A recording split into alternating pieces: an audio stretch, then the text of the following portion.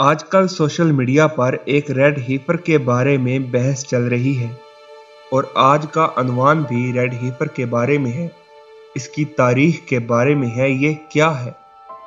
29 مارچ کو شاید اسرائیلی لوگ ایک سرخ بچڑی کی قربانی دیں گے جس کے ذریعے دجال جعلی مسیح کو بلانے کے لیے اور مسجد الاقصی کو تباہ کریں گے، اور 8 اپریل کو رمضان کے آخری دن وہ اپنے جعلی مسیح کو بلانے کا دعویٰ کر رہے ہیں۔ اسی دن ایک تاریخی کمپلیٹ سورج گرہن ہوگا جو 375 سالوں میں نہیں ہوا۔ آئیے اب لال بچڑی کی قربانی کی تاریخ کے بارے میں جانتے ہیں۔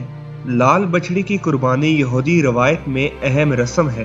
یہودی شریعت کے مطابق موسیٰ علیہ السلام کے دور میں صرف 9 لال بچڑیوں کو قربانی دی گئی ہے۔ لال بچڑی کی راکھ کو ایک پاک سازی رسم میں استعمال کیا جاتا تھا تاکہ مردے کے جسم سے رواجی نجاست کو دور کیا جا سکے۔ اب ان لال بچڑیوں کی فہرست جان لیتے ہیں جنہیں یہودیوں نے قربانی دی۔ پہلی لال بچڑی کی قربانی حضرت موسیٰ علیہ السلام نے دی۔ سیدنا سائمن علیہ السلام نے تیسری لال بچڑی کی قربانی کی۔ اسماعیل بن پیاوی نے چوتھی لال بچڑی کی قربانی کی۔ ہنمیل مصری نے 5ویں لال بچڑی کی قربانی کی۔ اسماعیل بن پیاوی نے 6ٹھی لال بچڑی کی قربانی کی۔ 7ویں لال بچڑی کی قربانی ہنمیل مصری نے کی۔ 8ویں لال بچڑی کی قربانی بھی ہنمیل مصری نے کی۔ اسماعیل بن پیاوی نے 9ویں لال بچڑی کی قربانی کی۔ یہ قربانیاں صدیوں کے وقفے کے بعد ہوئی ہیں جن کے درمیان کافی گیپ ہے۔ دوسری لال بچڑی کی قربانی یہودی روایت کی منتظر ہے اور یہ یہودیوں کے نزدیک ضروری ہے کہ وہ اپنے 3rd ٹیمپل کی تعمیر سے پہلے اس کی قربانی کے ذریعے پاک ہو جائیں۔ ناظرین و سامعین، جیسا کہ لال بچڑی کی قربانی کے بارے میں افواہیں پھیل رہی ہیں، اس کے لیے انہوں نے تیاری کر لی ہے۔ وہ 1 نہیں بلکہ 5 کی قربانی کریں گے۔ اب سوال یہ پیدا ہوتا ہے کہ جو یہودی لال بچڑیوں کی قربانی کریں گے ان میں خصوصیات کیا ہونی چاہیے؟ یہودیوں کو جو لال بچڑا چاہیے وہ خالص سرخ ہونا چاہیے، نہ کوئی سیاہ نہ سفید بال، کنوارا ہونا چاہیے، 34 مہینوں سے 38 مہینوں کی عمر ہونی چاہیے، اور قربانی کے وقت تقریباً 3 سال کی عمر ہونی چاہیے، جو شاید اسی مارچ سے جولائی کے درمیان ہے۔ ایک اور سوال ہمارے ذہن میں آتا ہے کہ یہ یہودی لال بچڑیوں کی قربانی کیوں کرنا چاہتے ہیں؟ آخر ان کا مقصد کیا ہے؟ یہ کیا کر سکتا ہے؟ ان کا یہ اقدام تورات کے مطابق آخری وقت کی ابتدا ہے۔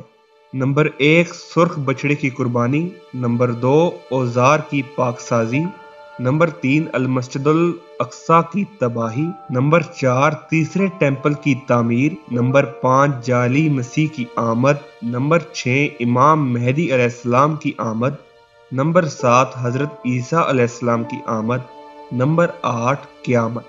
یہ قربانی اسی سال کے درمیان تک مارچ کا اختتام سے جون تک ہوگی۔ اس کی کھال، گوشت، خون اور ہڈیوں کے ساتھ ساتھ ہر چیز کو جلایا جائے گا اور پاک پانی کے ساتھ ملا کر پاک کیا جائے گا، اور پھر وہ پانی جو پاک سازی کے لیے ہے اس کو تیسرے ٹیمپل کی بنیادوں کے ارد گرد چھڑکا جائے گا۔ اس سے دجال کے زمانے کا آغاز ہو جائے گا۔ اس قربانی کو کرنے کی جگہ کا انتخاب بھی کر لیا گیا ہے، اور بچڑی جو کہ بے داغ، خالص اور کنوارا ہے اس کو ٹیکسس سے اسرائیل منتقل کر دیا گیا ہے۔ یہ ساری چیزیں ہیں جو اس وقت دنیا میں ہو رہی ہیں۔ صحیح وقت کا علم تو صرف اللہ کے پاس ہی ہے، لیکن ہمیں ہر وقت ان حالات کے لیے تیار رہنا چاہیے۔ ہر نبی نے دجال کے فتنے سے پناہ مانگی ہے، اور ہمارے سامنے تو ہمارے نبی کریم صلی اللہ علیہ وآلہ وسلم کی بتائی ہوئی کافی نشانیاں موجود ہیں۔